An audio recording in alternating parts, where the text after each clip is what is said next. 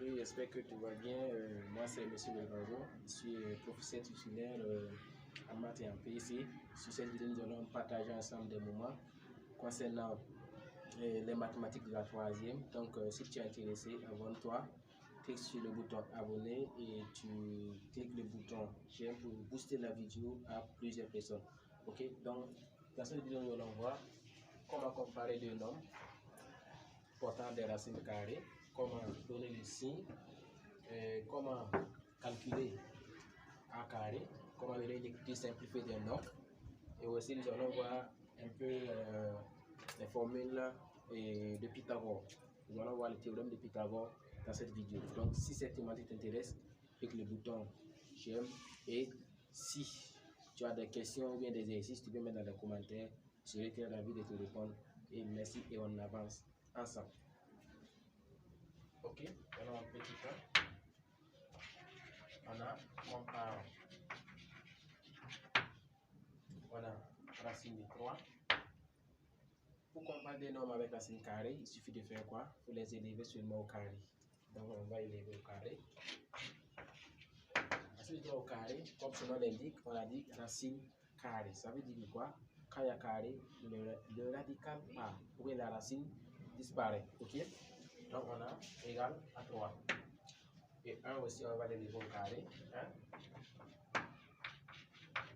1 aussi, on l'élève au carré. Et on a égal à 1. Et là, si on les élève au carré, on va comparer maintenant 3 et puis 1. Comme c'est 3 qui est plus grand, ça veut dire que quoi? 3 est plus grand que 1. Plus grand, c'est supérieur. Supérieur, c'est comme ça. Et là, on a racine. Et le 3 correspond à quoi? Racine de 3 qui est plus grand que 1. Ok? Donc, c'est simple. Comparer des nombres, c'est très simple. Donc, il n'y a pas de souci à s'en faire. J'espère que vous avez capté cette partie. Ok? Petit 2. On va demander de faire quoi? Donner les signes.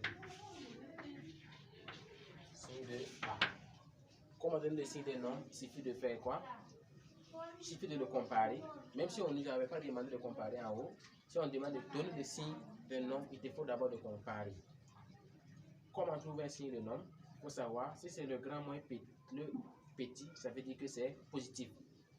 Un grand nombre moins un petit nombre, ça veut dire que c'est positif. Mais un petit nombre moins un grand nombre, c'est négatif. Je prends l'exemple que si c'est 1 moins 2, c'est moins 1. Moins 1, c'est négatif.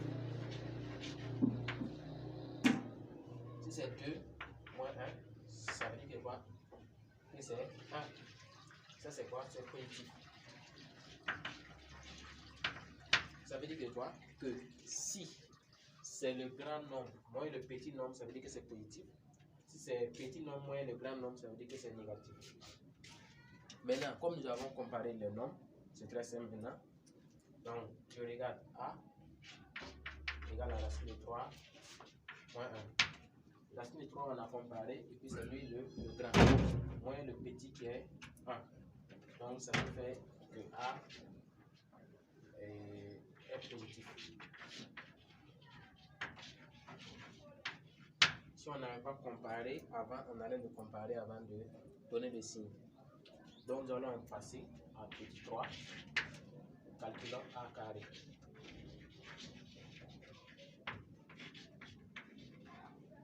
Comment on va calculer A carré? C'est juste comme vous l'entendez. Au carré, ça veut dire que c'est la même chose qui se répète. Donc A carré égale A, c'est racine de 3 moins 1 au carré. Beaucoup font l'erreur et puis disent que c'est racine de 3 au carré moins 1 au carré. Non, c'est le tout au carré. Soit vous appliquez la formule des identités remarquables, auquel c'est A moins B le tout au carré. C'est A moins B le tout au carré, c'est quoi? C'est A carré moins 2AB plus B carré. Mais si vous n'avez pas encore vu les identités remarquables, mais si tu ne maîtrises pas trop les identités remarquables, tu peux le détailler. Et là, on aura quoi? A au carré égale 3 moins 1. Répétez 2 fois. 3 moins 1. Et là, maintenant, on va développer. Et A carré égale, on va aller ici.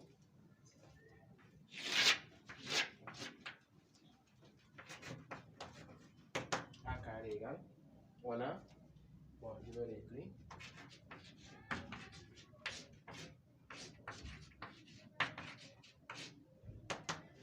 Racine de 3 fois racine de 3. Racine de 3 fois racine de 3, c'est racine de 3 qui est répétée 2 fois. Donc ça veut dire que quoi? Que c'est au carré. Donc soit on va écrire que c'est racine de 3 au carré, soit on va immédiatement mettre que c'est 3. Là on va aller directement. Mais comme c'est pour détailler, racine de 3 fois moins 1, c'est moins racine de 3. C'est moins 1 racine de 3. Mais comme 1 est l'élément neutre de la multiplication, on n'est pas obligé de l'écrire. Ok? Moins 1 fois racine de 3, c'est moins 1 racine de 3. Donc je vais écrire pour que vous soyez un peu plus explicite. Moins 1 fois moins 1, c'est moins fois moins qui est plus 1 fois 1 qui est 1. Là on a racine de 3 au carré, c'est 3, comme son nom l'indique.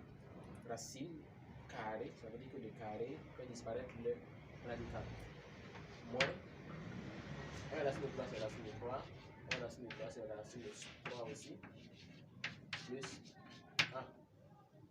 On ne peut pas mélanger des nombres qui ont des racines avec des nombres qui n'ont pas de racines. C'est compliqué, on ne peut pas. Donc on va mélanger des nombres qui ont des racines à part et ici aussi qui n'ont pas de racines aussi à part. On a 3 plus 1 et on a moins racine de 3, moins racine de 3. 3 plus 1 c'est combien? C'est 4. Moins racine de 3, moins racine de 3. Les racines, si tu veux les additionner ou bien les soustraire, il te faut additionner ou bien soustraire les extérieurs. Les extérieurs, c'est ceux qui ne sont pas dans les racines. Ceux qui sont ici, et tu gardes un chez la racine de 3. C'est comme si on écrit x plus 2x. X plus 2x, on fait comment? Comme c'est le même truc là, x et x là. Tu additionnes quoi? 1 plus 2 et tu as 3. Tu gardes x. Donc c'est la même chose ici avec la racine de avec la racine carrée. Si la racine de 2 et puis la racine de 2 aussi, on peut les mélanger aussi, on peut les associer. Au cas contraire, si c'était la racine de 3 et puis la racine de 2, on ne peut pas les mettre ensemble. J'espère que ici clair. Donc moins racine de 3, moins racine de 3, on va faire moins 1 qui est moins 2 et on garde la racine de 3 seulement. Donc on a a carré égale à 4 moins 2 racine de 3. Si cela est fait, on passe maintenant à petit 4. Donc on demande de donner une écriture simplifiée.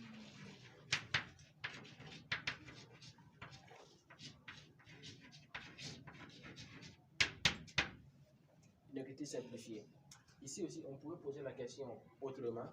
On peut vous demander de calculer ou bien d'écrire sous la forme a moins b racine de 3. Ici, vous voyez que c'est a moins b racine de 3. Donc, vous pouvez vous demander d'écrire sous la forme a moins b racine de 3. Et là aussi, si on vous dit d'écrire sous la forme a racine de b, là vous allez décomposer et puis bon, il y a une vidéo précédente qu'on a parlé de ça. Ou bien si on vous demande de calculer et puis il y a des carrés, il y a des nombres, donc c'est simple. Tu calcules seulement, tu développes et tu vas voir que quand tu vas les associer, les mettre ensemble, les additionner, tu vas voir que c'est même stratagème, c'est même procédure, et tu vas voir que tu auras a moins b racine de 3. Donc ça peut se poser sur votre question, calculer ou bien écrire sur la forme a moins b racine de 3 ou bien racine de 2. Ok? Écriture simplifiée, c'est simple, b égale, b là c'est racine, 4 moins 2 racine de 3.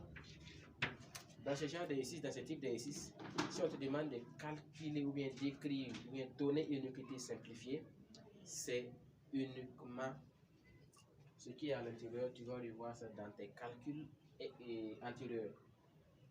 Quand tu calcules ton a carré et tu vois pas ça dans le b, ça veut dire que tu as faussé. C'est pas a et b seulement, on peut mettre x et puis y. Là où on t'a demandé d'écriture simplifiée, là, tu vas voir qu'il y a quelque chose au carré que tu as calculé qui correspond. Si tu ne vois pas une ressemblance avec un nombre dans ton exercice, ça veut dire que tu as faussé. Donc là, c'est égal à quoi? C'est racine de 4 moins 2 racine de 3, c'est a carré. Tu peux mettre a carré comme tu peux remplacer par racine de 3 moins 1 de tout au carré. Ok? Donc j'ai b égale la racine de a, c'est racine de 3 moins 1 de tout au carré. C'est le a que j'ai remplacé au carré. C'est a carré comme on dit. Donc voici, j'ai remplacé seulement. C'est simple. Ça, je l'avais fait ici. Tu vas voir que j'ai 4 moins 2 racine de 3. 4 moins 2 racine de 3. Ça sera toujours des ressemblants comme ça. Et là, racine carré de tout ça au carré, certains font l'erreur et puis pas directement que c'est égal à ça. Non.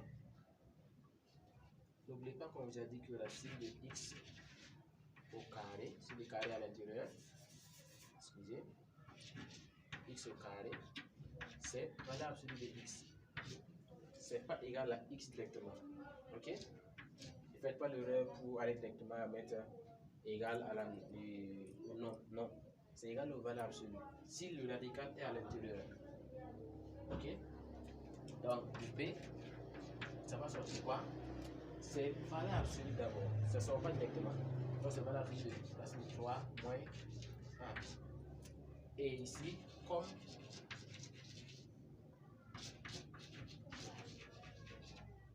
valeur absolue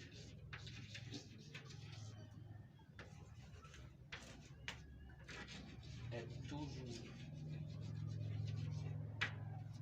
positif,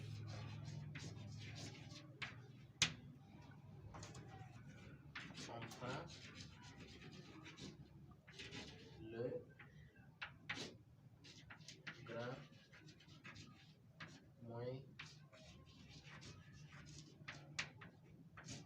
grand moins petit. Ça, c'est toujours. Voilà, absolument. Là, vous prenez le grand moins petit. Mais comment savoir le grand et le petit?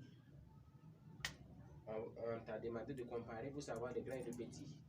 Donc, j'espère que là, tu vas savoir quel est le grand, quel est le petit. Mais ici, on voit que le grand, c'est racine de 3, le petit, c'est 1. Donc, ça reste en même temps la même chose. Donc, j'ai B égale la valeur absolue de racine de 3 moins 1 et égale la racine de 3 moins 1. Si c'était négatif, si par exemple j'avais racine de 3 moins 2, quand tu vas comparer, tu vas voir que c'est 2 au carré, racine de 3 au carré, ça c'est 3, ça c'est 4. Et comme ça c'est petit que ça, quand tu vas mettre ça en valeur absolue, ça sera maintenant quoi? Le grand c'est 2, moins le petit qui est racine de 3. Donc si vous voyez un cas aussi auquel c'est petit moins grand, ne l'écrivez pas ici, c'est le grand moins petit qui sort en valeur absolue là. J'espère que j'avais un peu cerné. Ok, donc c'est fini pour l'écriture simplifiée. Si vous voulez, vous pouvez regarder la vidéo plusieurs fois pour comprendre, ou bien si vous voulez, mettez dans les commentaires. Si vous n'arrivez toujours pas à comprendre, mettez dans les commentaires et je vais revenir là-dessus. La répétition est toujours pédagogique, donc je vous rappelle. Ok, donc nous allons passer à grand 2. Grand 2, on me demande de montrer que le triangle est rectangle, ou bien est-il rectangle. Donc, ABC est-il triangle rectangle?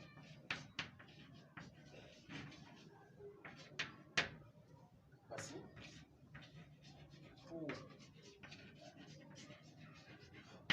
Pour montrer qu'un triangle est rectangle,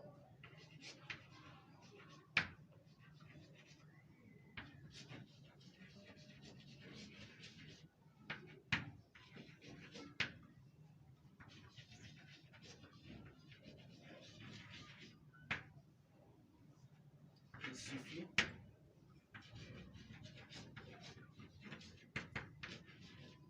suffit de trouver le théorème de Pythagore.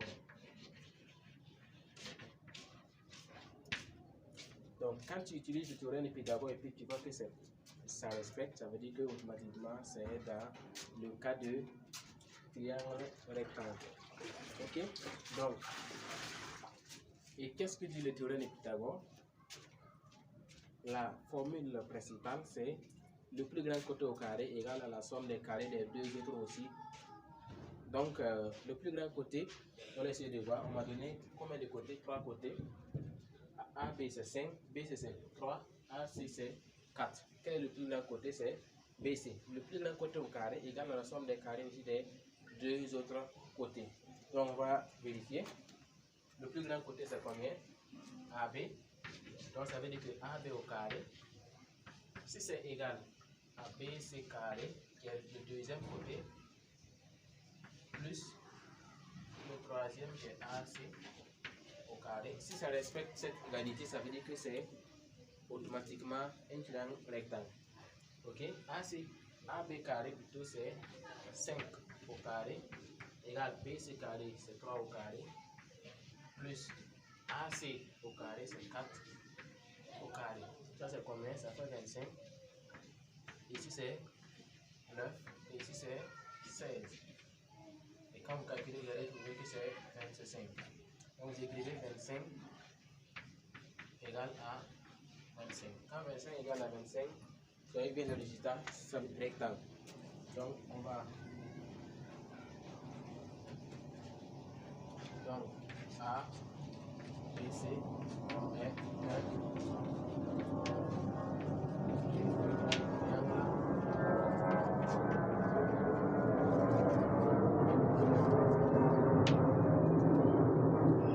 maintenant ici, le point de l'angle, ne vous trompez pas. Regardez, quand on a écrit au niveau des deux sommes là, vérifiez c'est quel côté qui se répète. BC carré et AC carré. Il y a CC qui se répète. Ça veut dire que c'est ce point.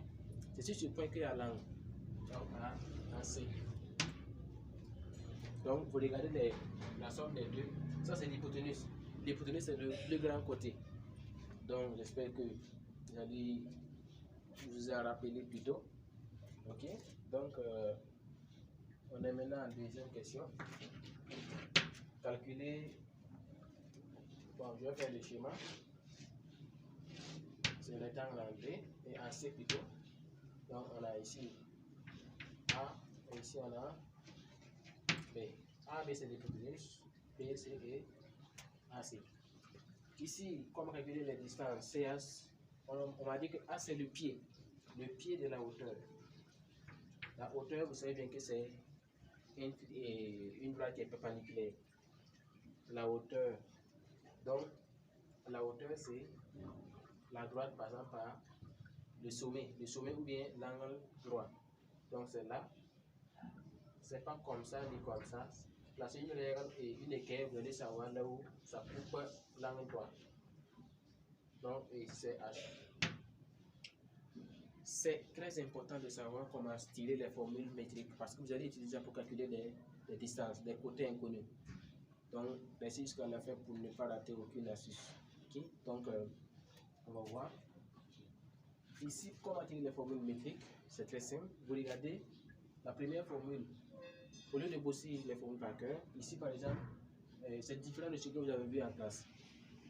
Donc, c'est pas tout moment que c'est BC carré égale à AB carré plus non.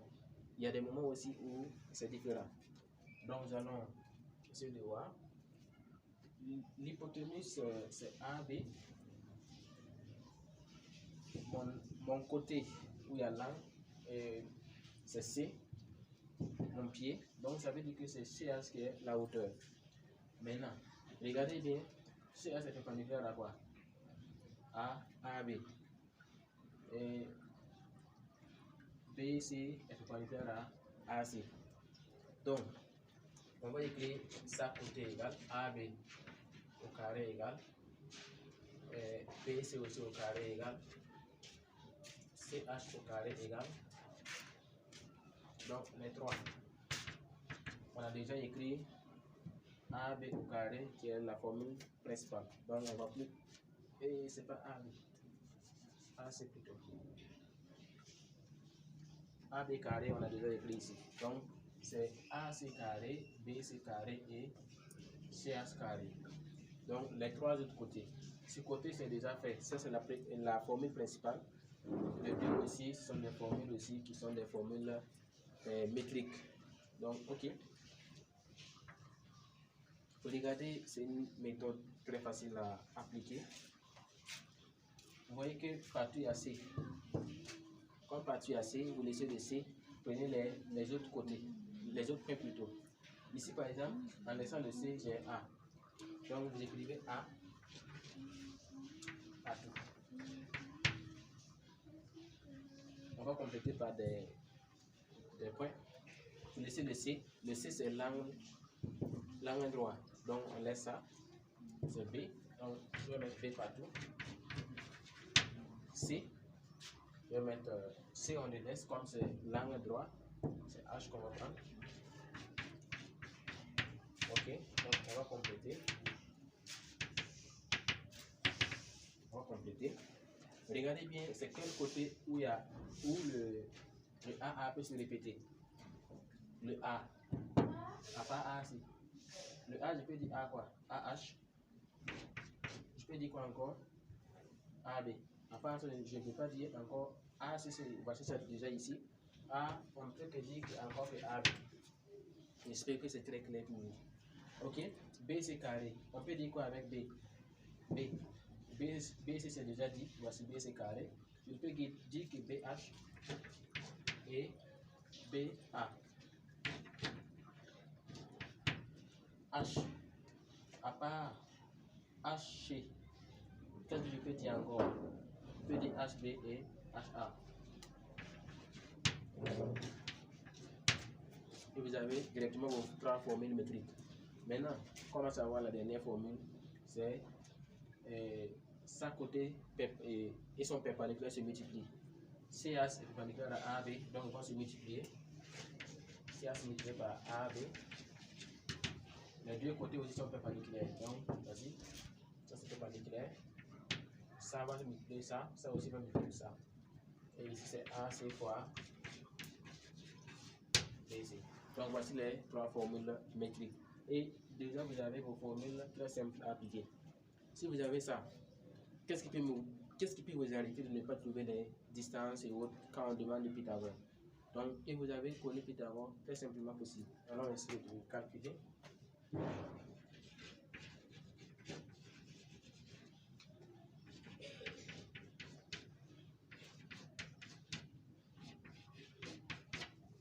Donc, on va regarder parmi toutes les formules. Qu'est-ce qui peut me permettre de calculer AH? AH, voici cette formule qui me permet AC j'en ai, AB j'en ai. Donc, je dis AH. AC carré égale à AH fois AB. Et je pense que vous avez vu les équations, comment transposer les noms. Donc, si je veux transposer, si je veux AB, ça veut dire AH, ça veut dire que AB sera transposé. La multiplication, la transposition devient division. Donc, j'ai AH égale AC carré sur AB. AC carré, c'est combien?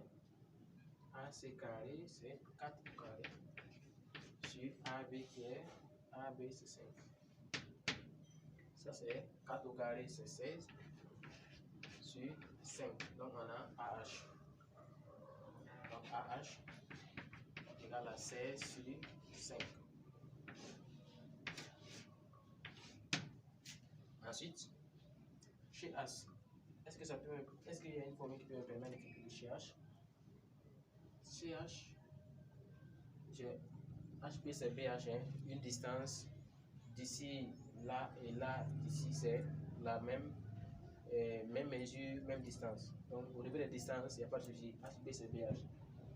Je n'ai pas BH, j'ai AA, donc ça on ne peut pas. Ici, chez H, AB j'en ai, AC j'en ai, BC j'en ai, donc je peux appliquer ça. Donc j'ai chez H fois AB égale à AB fois AC. Donc je vais tirer chez H. Si je vais chez H, ça veut dire que AB va disparaître. Bon, il ne va pas disparaître, mais ça va c'est AC ici fois BC. Excusez-moi. BC fois AC. Voici la formule. Ok, donc si je veux CH, AB sera transposé. Il devait diviser par AB. Donc j'ai BC ici fois AC AC fois BC et BC fois AC, c'est la même chose. A fois B et puis B fois A, c'est pareil. Sur AB. Donc, j'ai CH égale. BC, c'est combien? BC. BC, c'est 3. AC, c'est 4. AB, c'est 5. Ça nous fait combien? Ça nous fait 12 sur 5. Très simplement. Et ensuite, on a BH. BH, cette formule peut nous permettre. HB, c'est BH. Donc, j'ai BC carré égale BH fois BA. Cette formule peut nous permettre ça aussi. Vous trouvez AH, vous trouvez BH. CH aussi, ça, bien ça. Donc, je choisis, si j'ai les formules, je choisis la formule qui va me permettre de le calculer. Donc, j'ai BC carré, c'est BH que je veux, BH fois BA. BA, c'est AB. Donc, j'ai BH, je l'ai égal à BC carré divisé par BA. BC, c'est combien? C'est 3 au carré. BA, c'est AB qui est 5. Et B est 3 au carré qui est combien? Si c'est 3 au carré, c'est 9 sur 5. Donc j'ai BH carré, BH qui est 9 sur 5. J'espère que vous avez suivi la vidéo et je pense que si vous êtes jusqu'à cette dimension, ça veut dire que ça vous a intéressé. Donc, si cela vous intéresse, si la vidéo vous a plu, mettez un pouce bleu pour aimer la vidéo. Et aussi, si vous êtes nouveau, si vous n'êtes pas encore abonné, faites-le parce que sur cette chaîne, nous partageons beaucoup d'astuces. Et je pense qu'à partir de cette vidéo, vous n'allez plus vous demander comment on trouve des distances, comment on va s'en sortir, comment avoir toujours 5 sur 5 sur les exercices sur les théorèmes de Pythagore. Parce que si vous avez les formules pour l'appliquer, c'est très facile. Généralement, c'est des formules que les gens se trompent, mais vous ne serez plus parmi de ces personnes. Donc, j'espère que la vidéo vous a plu. Donc, mettez un pouce bleu, abonnez-vous maximum pour pouvoir booster la vidéo au maximum et permettre à plusieurs personnes de profiter aussi de cette chaîne. Donc, on se dit à plus pour une autre vidéo qu'on va essayer de voir sur les équations et les innovations. Donc, mettez votre like et aussi abonnez-vous pour ne pas rater. Et aussi, on se donne rendez-vous à la prochaine. On avance ensemble. Merci.